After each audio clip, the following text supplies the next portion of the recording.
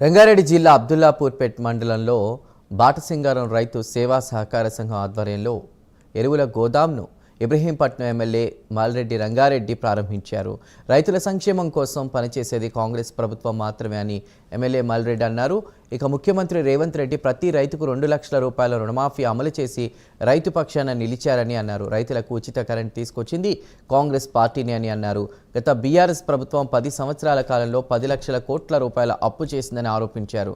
పేద ప్రజల సంక్షేమం కోసం పనిచేస్తున్న ప్రజా ప్రభుత్వం కాంగ్రెస్ ప్రభుత్వం అని ఎమ్మెల్యే మాల్రెడ్డి రంగారెడ్డి అన్నారు.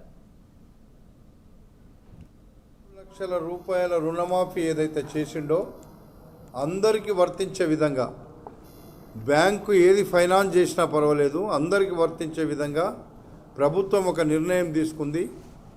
రైతులు బాగుంటేనే రాష్ట్రం బాగుంటుంది, రైతాంగం ఉంటేనే ప్రజలు బతుకుతారు. రైతాంగం ఎప్పుడు కూడా ఇబ్బందుల్లో ఉంటే రాష్ట్రానికి అరిష్టంగా మారుతుంది. కాబట్టి మా ప్రభుత్వం, కాంగ్రెస్ ప్రభుత్వం అంటేనే రైతులను గుండెల్లో పెట్టుకొని చూసే ప్రభుత్వం. ఆనాడు ఉచిత కరెంటు తెచ్చింది కాంగ్రెస్ ప్రభుత్వం, రాజశేఖర రెడ్డి కాంగ్రెస్ ముఖ్యమంత్రిగా ఉన్నప్పుడు.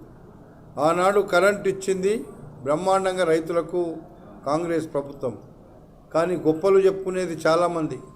మొన్నటి వరకు ఉన్న ప్రభుత్వం మీకు అందరికీ తెలుసు, 10 సంవత్సరాలు ఈ రాష్ట్రాన్ని పాలిస్తే 7 లక్షల కోట్ల రూపాయలను అప్పు తెచ్చి ఈరోజు రైతుల మీద, రైతు కూలీల మీద, గ్రామీణ ప్రాంతాల మీద, పేద ప్రజల నడ్డి విరుచడానికి, ఆ మిత్తీలు వడ్డీలు అసలు కట్టడానికే వచ్చేటువంటి ధనం హెచ్చించబడుతుంది.